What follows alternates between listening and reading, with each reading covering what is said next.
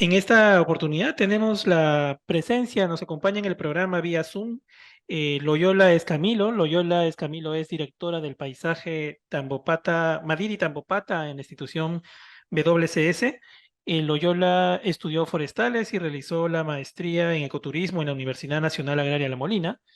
Se ha dedicado a la conservación, trabajando principalmente en la gestión de áreas protegidas y en la interpretación del patrimonio natural y cultural.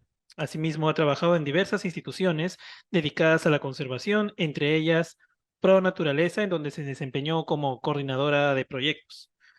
Loyola, un gusto tenerte y para mí es muy importante y voy a mencionarlo en este momento que gracias a ti, bueno, a un proceso de selección, eh, entré a formar parte de la familia de Pro Naturaleza.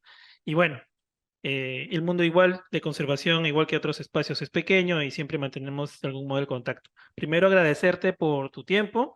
Sé que has hecho de repente un espacio el día de hoy, lo valoro mucho.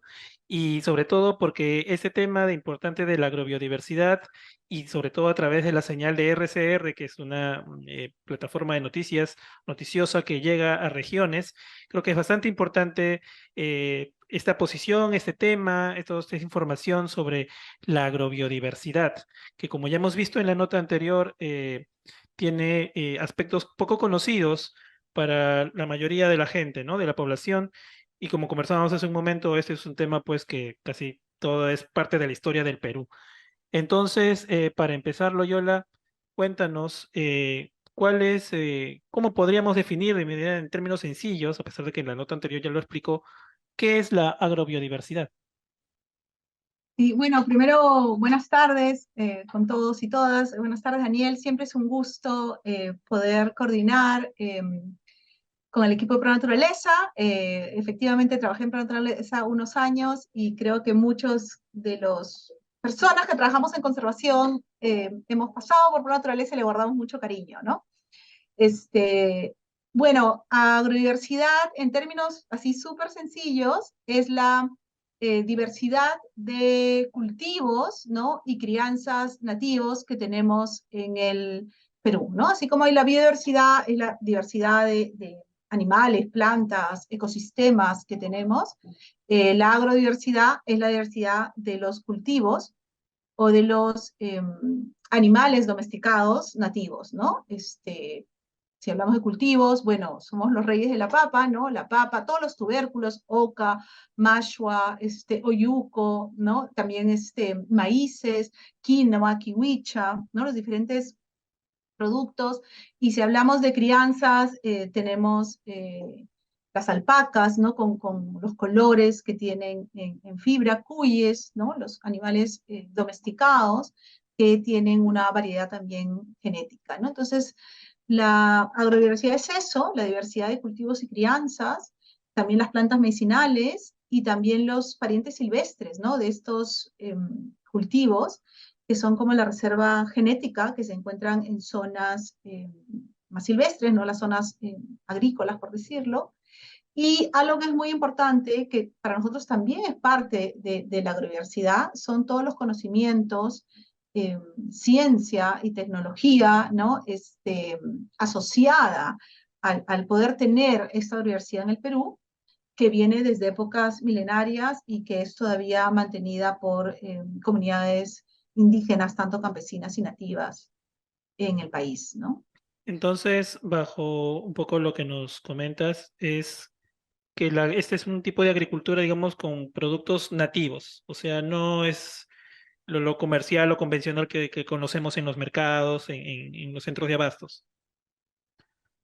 Claro, o sea, se está refiriendo a la diversidad de cultivos, ¿no? Crianzas en este caso del Perú, ¿no? Nativos, que espero que sí los conozcamos, porque cada vez creo que había un esfuerzo de muchas instituciones o emprendedores de hacer estas ferias agrocampesinas o ferias de productores, comprarle directo a la olla, al Ministerio de Agricultura, que es un intento, ¿no? De acercar estos productos de zonas rurales a zonas más urbanas, ¿no? Entonces, es eso, ¿no?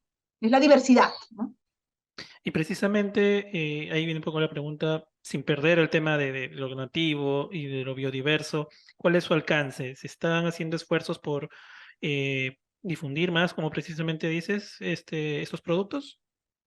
Yo creo que sí, ¿no? O sea, creo que ha habido varios procesos, ¿no? Desde todo el boom de la gastronomía peruana y del esfuerzo de muchos cocineros y chefs por revalorar, ¿no es cierto? Los productos, los diferentes productos de acá, ajíes, papas, qué sé yo, por un lado. Por otro lado, también creo que hay esfuerzos desde los propios ministerios, ¿no? Desde el Midagri, en este caso en particular del INIA, por ejemplo, de acercar productores a las zonas urbanas.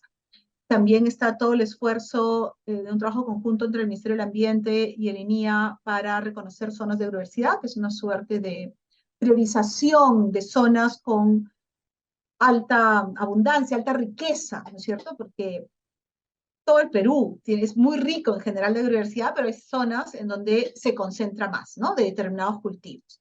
Entonces, creo que en general siempre, aún estamos en deuda con nuestros productores andinos o amazónicos o costeros, ¿no? Podemos hablar de algodones, payares, qué sé yo, pero hay algunos esfuerzos y reconocimientos por ello, y también hay algunas instituciones especializadas ya en esta recuperación más genética, ¿no? de estas variedades. Entonces sí creo que hay esfuerzos, posiblemente todavía son insuficientes, hay que hacer más y sumar más esfuerzos, pero consideramos que hay algunas cosas que se ha ido avanzando, ¿no? Y la población cómo gestiona precisamente sus cultivos, cómo los maneja, cómo es el proceso de cultivo en general, ¿no? Como un poco marcando la diferencia entre la agricultura convencional, por decirlo. Ujú, ujú. Te voy a contar un poco la experiencia que nosotros tenemos en lo que es la primera zona de biodiversidad Andenes de Coyocuyo, en Sandia, en Puno, que es una zona altoandina, pero que toca un poco transicional con la zona de yunga de bosques montanos de Sandia, ¿no? Entonces, ahí, por ejemplo, y en cada zona o en cada lugar puede haber algunas particularidades en cuanto a cómo se organiza, ¿no? En este caso se organizan, bueno, hay una andenería, ¿no? Milenaria, tienen mandas, que es como ellos se distribuyen en la comunidad, qué es lo que van a producir, y tienen un sistema de rotación de cultivos. O sea, no es que la manda descansa, sino, por ejemplo, se cultiva papa, al año siguiente es haba, y al año siguiente otro producto, y luego vuelve a la papa, ¿no? Entonces hay un descanso del cultivo, ¿no?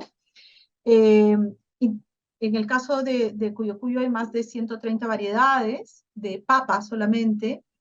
Hay otras zonas de diversidad, como en Cusco, por ejemplo, tiene más de 300. Huancavelica también tiene zonas de altísima diversidad de variedades de papa.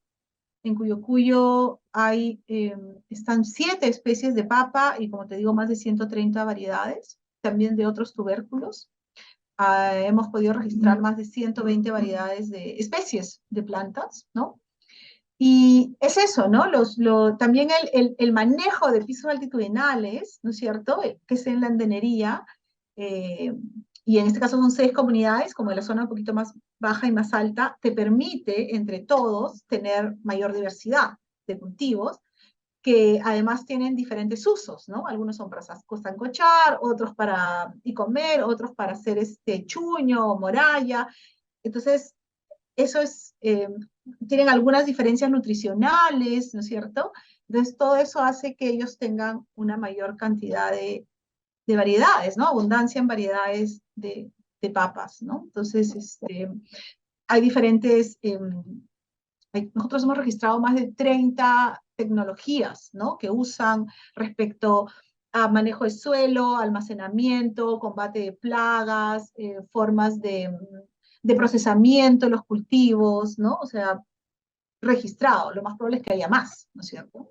Seguramente. Y esto es, digamos, sabiendo que es como parte de la historia del Perú y la agricultura, esto ha sido como ir con el tiempo con un ensayo-error, sacando, desechando las semillas que no producen, o bajo, ese es el valor que creo que tiene que te voy entendiendo que tiene la agrobiodiversidad, o sea, la Claro, intervención es parte de cultural. claro, todo el conocimiento de domesticación, ¿no? Al final y de ir teniendo más diversidades, ¿no es cierto?, de la especie, en este caso de papa, ¿no? Entonces, Tú sí, que mencionabas, viene de hace tiempo, ¿no?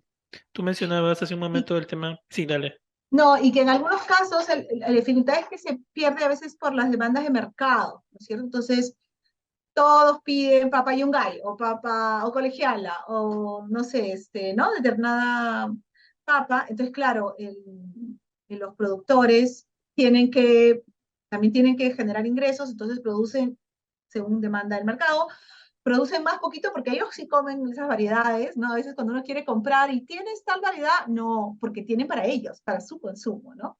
Pero si cada vez en el mercado vamos pidiendo esa diversidad, ellos van a producir, ¿no es cierto? También eso, no solo para su consumo, que es lo principal, sino también para atender alguna demanda de mercado nacional, que creo que ahí, como te decía al comienzo, el boom, todo esto de la cocina peruana, creo que ha tenido un rol importante, ¿no?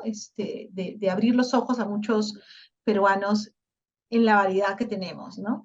Entonces, eso, ¿no? O sea, igual hay amenazas si el mercado te pide una sola cosa, ¿no? Creo que en alpacas también es muy obvio, el mercado pide alpaca blanca, yo no sé mucho de textiles, pero supongo que es porque es más fácil de teñir, entonces los alpaqueros van teniendo solo alpaca blanca y se va perdiendo, creo que tenemos más de 15 colores, ¿no? De alpaca. Entonces es como ese mercado también es más consciente y pide, ¿no? Como lo mismo que hubo con el algodón nativo, usar los colores naturales del algodón, de la alpaca, ¿no? Ese tipo de Ujú. cosas.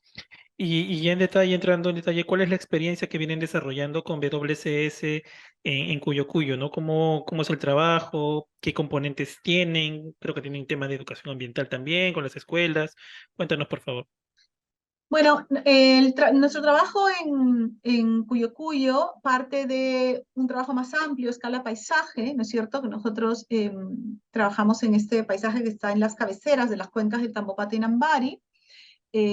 Voy a intentar resumir. Trabajamos con el gobierno regional en la identificación de sitios prioritarios para la conservación, ¿no? Y luego mecanismos viables en estos sitios prioritarios. Y fue así que en Cuyo Cuyo estaba uno de los sitios prioritarios, hay más, hay 9 en la parte amazónica de Puno, ¿no? En la parte de la cuenca amazónica de Puno, ¿no es cierto? Este, y había las condiciones para trabajar dos mecanismos, ¿no? Y las comunidades, se hizo la pregunta, se trabajó con las comunidades y ellos también decidieron, estoy hablando del 2016, ir por el camino de una zona de universidad y también un paisaje cultural, ¿no? Esos fueron los dos mecanismos. Los dos fueron finalmente reconocidos después de varios años, la zona de universidad en 2019 y el paisaje cultural en 2021, si no me equivoco, y ambos son parte del sistema de conservación regional 1, junto con el Parque Nacional Bajo Sonene, eh, la Reserva del Lago Titicaca y otros más, ¿no?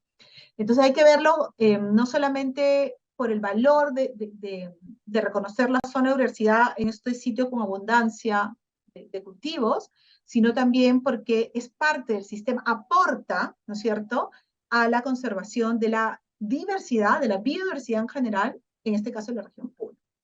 Entonces, lo que hemos venido haciendo con las comunidades es, creo que tres cosas posiblemente, principalmente. Uno, empezar a identificar estrategias propias de la comunidad y que se puedan apoyar e impulsar para recuperar variedades. O sea, ¿qué es lo que necesitan para no perder variedades, ¿no? Lo otro es que es inevitable y es parte de cómo se mejora la productividad, cómo se mejora la producción. Tienen menos problemas de plagas, de enfermedades, que es lo típico en la agricultura, ¿no? Pero siempre pensando en sistemas diversificados, ¿no? O sea, que no es de una sola papa, sino en estos sistemas diversificados, ¿no? Eh, y luego también hemos trabajado un poco, hay más tímidamente diría yo, apoyarlos en recuperación de saberes, ¿no? Y ahí que se trabajó algunas cosas con escuelas, no tanto por la educación ambiental clásica, sino por cómo la escuela es un espacio para recuperar o mantener o fortalecer saberes, en este caso de las comunidades quechuas de Cuyo Cuyo, ¿no? Entonces, como parte de sus estrategias para conservar agrodiversidad, se les ha apoyado en algunas comunidades, tienen bancos comunales de semilla, ferias de intercambio de semillas, ¿no? Para que intercambien semillas. Este, también el empezar a identificar algunos sitios que necesitan, pues, sea por el agua o porque hay perentes silvestres, para conservar la biodiversidad. Y actualmente estamos trabajando, empezando el trabajo bueno, un poco retomando para su plan de la zona de agrodiversidad, ¿no? Eso es como en resumen, así por el tiempo, ¿no? Van a ser más intensos y más frecuentes, ¿no? O sea, casi con poca, nos dejan poca capacidad de reaccionar, ¿no? Entonces ya ahorita uno de los temas principales en las comunidades con las que estamos trabajando, y es recurrente cuando hablamos con otros colegas de otras zonas en otros sitios, es el tema agua, ¿no? Entonces urge estrategias de adaptación al cambio climático. La propia, el mantener agrodiversidad es una estrategia en sí misma, ¿no? Porque vas a tener, si no pierdes variedad, vas a tener algunas que se van a adaptar a lo que se viene con el clima, ¿no? Pero es urgente apoyar ya los esfuerzos de las comunidades, por ejemplo, todo lo que es siembra, cosecha de agua, ¿no es cierto? Porque hay mucho como hacia reservorios, pero los mismos campesinos te dicen, ya, ¿y de dónde vamos a sacar el agua? ¿No? O sea, claro, porque eso debió ser antes, ¿no? En la época de Claro. lluvia, recibir. Entonces, pero es como súper consciente, también está vinculado a la gestión del territorio, o sea, en estas zonas altoandinas, de todas maneras hay que tener estrategias para conservar todos los humedales, ¿no? Lagunas y bofedales, que no sean afectadas por carretera, minería o ampliación de zonas urbanas, ¿no es cierto? Entonces es clave porque al final no van a tener para la agricultura, ¿no? Y esto es como clarísimo para las comunidades campesinas, ¿no? Entonces creo que, y además, por lo menos en Cuyo te dicen, ya, ¿y cómo hacemos? Nosotros podemos hacer la faena, pero necesitamos esto, o sea, hay cosas que se pueden hacer desde el municipio, aunque son municipios chiquitos, desde el gobierno regional y desde el gobierno nacional y por supuesto con instituciones como ONGs o de cooperación que apoyen, ¿no? Entonces, el mismo INIA también considera las zonas de biodiversidad como una estrategia de adaptación, o sea, el hecho de priorizar estas zonas también como una estrategia de adaptación, vinculado al tema agua, es clave, todo el manejo de pisos altitudinales es una adaptación también al cambio climático.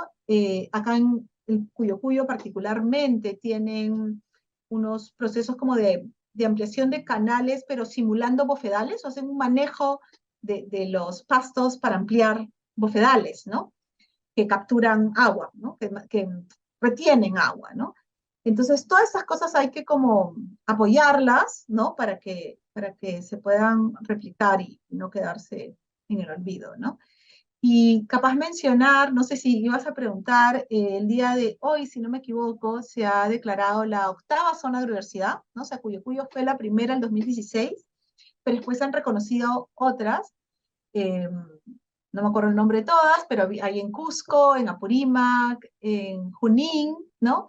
Y hoy día se ha declarado una en Arequipa, eh, y que es una zona de biodiversidad en un área protegida, o sea, para que veas cómo se puede complementar diferentes estrategias, y eso, ¿no? Y hay también esfuerzos de línea como por hacer encuentros entre las comunidades de las zonas de biodiversidad. Aún todas están en los Andes, conversábamos con el equipo de línea, ya necesitamos, ¿no? En Amazonía, también en costa, para crianzas, todos, sí había un poco de crianzas, pero como lo principal en los cultivos, ¿no?